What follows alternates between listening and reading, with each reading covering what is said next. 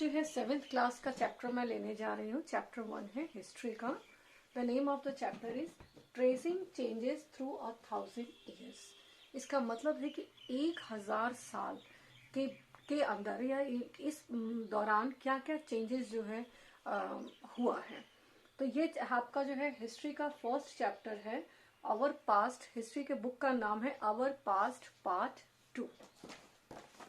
Our past part 2। ये chapter 6th class में जैसे आपने जो है पढ़ा है एंशिएंट इंडियन हिस्ट्री के बारे में, इस साल 7th क्लास की हिस्ट्री में आपको पूरे साल जो है वो मिडिवल इंडियन हिस्ट्री के बारे में पढ़ना है। पीरियड क्या बताता है आपको? 7। फर्स्ट चैप्टर इंट्रोडक्शन है इसके अंदर कि आपको साल भर में क्या क्या चीजें देखनी है। कुछ बेसिक चीजें हैं, जैसे है कि अगर through tracing changes through 1000 years, तो 1000 ईयर्स में कौन सा मतलब कितना साल के बीच में, तो लगभग अप्रॉक्स बोलता है 700 से लेके 1750 जो है वो कॉमन एरा। 700 से 1750 कॉमन एरा के बीच के लगभग 1000 सालों को हमने जो है वो ट्रेस करना है। हमको पूरे इस चैप्टर में थोड़ा सा इंट्रोडक्शन दिया है, बाकी पूरे साल हमको थोड़ा करके जो है ना पूरा पढ़ना है। तो फर्स्ट जो है आपको ये समझाने की कोशिश कर रहा है कि मैप जो है, पहला मैप जो हम लोगों के पास में आया वो था 1154 कॉमन एरा में। एक अरब जो है वो जोग्राफर थे, भूगोलवेता, उन्होंने पहला मैप बनाया था 1154 में। वो मैप जो है बेटा आज के मैप से टोटली डिफरेंट था। वो उस मैप में जो है हमारा आज का जो श्रीलंका, जो कि हमारा जब हम इंडिया का मैप देखते हैं तो उसका पोजीशन सर्दर्न हिस्से में है, उसको जो है उस मैप को जो है उन्होंने उल्टा करके बनाया था। दूसरा बात क्या कहता है कि एक शब्द यूज किया है cartographer. Who are cartographer? 1 marks का क्वेश्चन बनता है कि a person who makes maps, ऐसा आदमी जो मानचित्र बनाता है, हिंदी में उसको मानचित्रकार बोलते हैं। तीसरा बेटा जी इंपॉर्टेंट बात यह है कि आफ्टर सम टाइम्स, यानी 1154 के बाद में जो है हमारे पास में जो है आया कब, तो 1720 में, 1720 में जो है लगभग इस टाइम पे एक फ्रेंच कार्टोग्राफर यानी कि फ्रेंच मानचित्रकार ने आज से मिलता जुलता जो है मैप बनाया। मैं आपको जो है टेक्स्ट बुक खोल के दिखाती हूँ कि ये जो वो मैप है जिसमें कि जो 1154 में अल इद्रिसी ने, अरब जोग्राफर, इन्होंने बनाया इस मैप को। ये मैप जो है आज के हिसाब से बहुत नहीं मिलता जुलता है। ये सेकंड मैप है जो 1720 में बनाया गया, और इसका बहुत सा हिस्सा जो है हम देख रहे हैं कि ये भारत के मैप से मिलता जुलता है। अब आगे जो है आपको जो है ये समझाने की कोशिश कर रहे हैं हम इसमें, इस चैप्टर में हम ये देखेंगे कि ओल्ड और न्यू टर्मिनोलॉजी, यानी कि भारत, हिंदुस्तान का एग्जाम्पल दिया है कि हिंदुस्तान के लिए आज के समय में क्या मतलब था और पहले के समय में क्या मतलब था।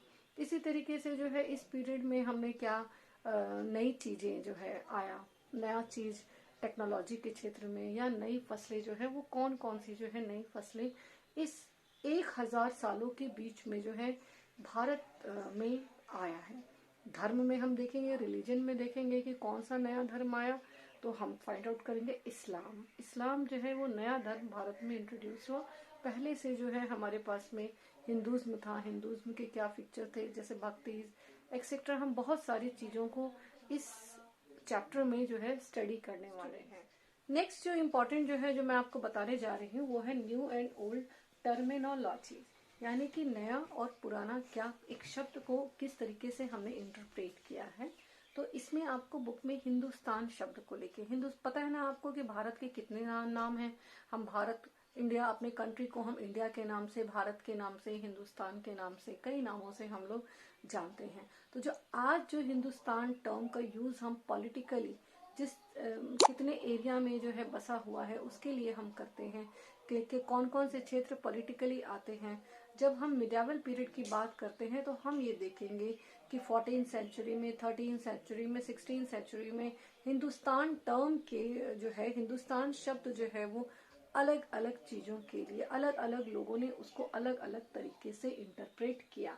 जैसे 13th सेंचुरी में मिन्हाज ए सिराज नाम के एक व्यक्ति हुए हैं जिन्होंने कि एरिया पंजाब, हरियाणा और गंगा यमुना के बीच का जो लैंड है उस एरिया को ही उन्होंने हिंदुस्तान माना।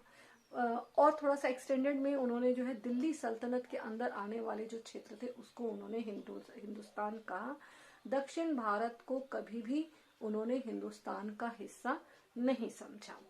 सेकेंड जो है, जब हम अब 14th सेंचुरी में आते हैं, 14th सेंचुरी के एक बहुत ही फेमस पोएट हुए हैं अमीर खुसरो। अमीर खुसरो के ने जो है हिंदुस्तान शब्द के बदले जो है हिंद शब्द जो है यूज किया है। तीसरा जो है आता है 16th सेंचुरी में आए बाबर। बाबर का नाम तो सुना होगा आप लोगों ने। He was the founder of Mughal dynasty. तो मुगल डायनेस्टी के फाउंडर बाबर के हिसाब से उन्होंने जो है हिंदुस्तान के लिए कोई पॉलिटिकली एरिया जो है नहीं कहा। उन्होंने कहा यहाँ की ज्योग्राफी को, तो geography, the fauna and the culture of the inhabited, यहाँ के लोगों का कल्चर, फाउना, फ्लोरा और फाउना दो शब्द होते हैं। फ्लोरा में वनस्पति जगत आता है, फाउना में जीव जंतु जगत आता है। तो यहाँ के फाउना को, यहाँ के ज्योग्राफिकल एरिया को इन्होंने जो है एक हिंदुस्तान का टर्म दिया। नेक्स्ट जो मिडावल पीरियड का एक बहुत ही इम्पोर्टेंट बात है और जो बहुत आसान भी है कि use of the term foreigner. Foreigner आज के संदर्भ में अगर हम बात करते हैं तो हमको फॉरेनर कौन होता है? वो जो दूसरे देश से का व्यक्ति होता है, जो हमारे देश में आता है, हम उसको कहते हैं कि foreigner, he is a foreigner, इस तरीके का टर्म यूज करते हैं। लेकिन जब हम मिडावल पीरियड में जाते हैं तो हम ये देखते हैं कि फॉरेनर का वो मतलब नहीं था जो हम लोग आज यूज कर रहे हैं। पहले क्या था? फॉरेनर का मतलब होता था वो any strange people who is not the part of village और अवर कम्युनिटी। हमारे समुदाय का या हमारे गांव का कोई भी ऐसा आदमी जो पार्ट नहीं है वो फॉरेनर है। इसके लिए अजनबी टर्म जो है यूज किया गया है। अजनबी हम लोग बोलते हैं ऐसे लोग को जो जिससे हमारी पहचान नहीं हो। अजनबी जो हम जिसको हम लोग नहीं जानते हैं, जो जिससे हमारी पहचान नहीं हो। तो यही टर्म जो है मिडावल पीरियड में उन लोगों के लिए जो एक गांव का हिस्सा नहीं होते थे, समझ रहे हैं, जो गांव के बाहर का लोग जो है वो फॉरेनर जो है उसको कहा जाता था। अब आगे के जो है चैप्टर्स में हम देखेंगे कि हिस्टोरियंस लोग जो है पढ़ने के लिए क्या सोर्सेस का, हिस्ट्री को रिकंस्ट्रक्ट करने के लिए किन सोर्सेस का यूज करते हैं। ये भी बेटा इस बात पे निर्भर करता है कि वो किस पीरियड को पढ़ रहे हैं। अगर हमने 6th क्लास को पढ़ा तो 6th क्लास में आपने देखा कि चूंकि उस टाइम पे बहुत किताबें ज्यादा टेक्सेस नहीं लिखी गई थी। जैसे हड़प्पा सिविलाइजेशन के बारे में अगर हमको जानना था तो आर्कोलॉजिस्ट लोगों ने जो कॉइन्स निकाला, जो पॉट्स निकाले, जो वहाँ के बरियल साइट्स को देखा गया, बिल्डिंग्स को देखा गया, उससे जो सामान ऑब्जेक्ट्स मिला उससे हमने जो है इंडस सिविलाइजेशन को जानने का कोशिश किया।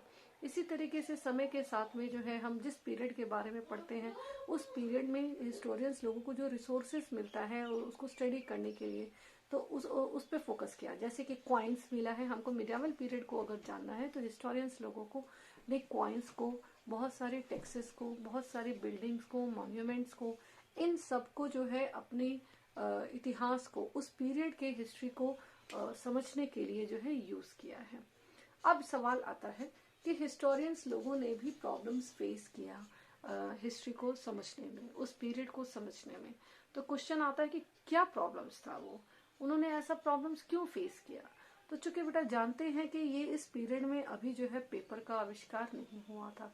मोस्टली चीजें जो है वो मैन्युस्क्रिप्ट्स के रूप में जो है लिखी जाती थी। मैन्युस्क्रिप्ट्स को लिखने वाले कौन होते थे? तो स्क्राइबर्स लोग होते थे। स्क्राइबर्स लोग मैन्युस्क्रिप्ट्स को लिखते थे और स्क्राइबर्स लोग जो है एक कॉपी बनाते थे, उससे देख के कोई दूसरा लिखता था, उसको देख के कोई तीसरा लिखता था। जैसे हम लोग क्लास में होता है, हम ब्लैक बोर्ड पे लिखते हैं, ब्लैक बोर्ड से आप में से बच्चा कुछ सही उतारता है, कुछ गलत उतारता है, उससे कोई दूसरा बच्चा जो है कॉपी लेके उतारता है तो वो उसी मिस्टेक को दोहराता है और भी 1-2 मिस्टेक कर देता है। तो इस तरीके से जो है ना काफी लंबे समय के बाद में जो है वो जो मीनिंग है, जो स्क्राइबर्स हैं, जो उसके पहले से के जो आदमी से जो लिखा, उन्होंने उतार के जो लिखा, उसमें क्या होता है कि कोई सेंटेंस चेंज हो जाता है या कोई वर्ड चेंज हो जाता है, तो उस पूरा जो है उसका मतलब ही बदल जाता है। तो इस तरीके से हिस्टोरियंस लोगों को हिस्ट्री को रिकंस्ट्रक्ट करने में बहुत सारी दिक्कतों का सामना करना पड़ा। तो ये आपका टेक्स्ट बुक का क्वेश्चन है और इसको जो है आप उम्मीद करती हूँ कि आप सॉल्व कर पाएंगे कि क्यों जो है क्या फेसेस हिस्टोरियंस लोगों को किन प्रॉब्लम्स का सामना करना पड़ता था जब वो कि मैन्युस्क्रिप्ट्स को स्टडी करते थे। एक बेटा टर्म यूज हुआ है आर्चीव्स। आर्चीव्स हिंदी में इसको बोलते हैं अभिलेखागार। अभिलेखागार यानी कि the place where documents and manuscripts are kept.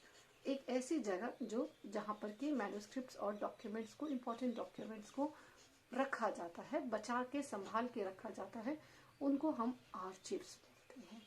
तो आर्चिव से मैन्युस्क्रिप्ट, हिस्टोरियंस लोगों को बहुत सारे मैन्युस्क्रिप्ट्स और डॉक्यूमेंट्स मिले हैं जिसको वो लोग स्टडी करते थे और उससे जो है वो लोग इतिहास को गढ़ने का कोशिश या इतिहास को समझने का, जो बीती जो बातें हो चुकी है, घटनाएं, उनको जो है समझने का कोशिश हिस्टोरियंस लोगों ने किया है।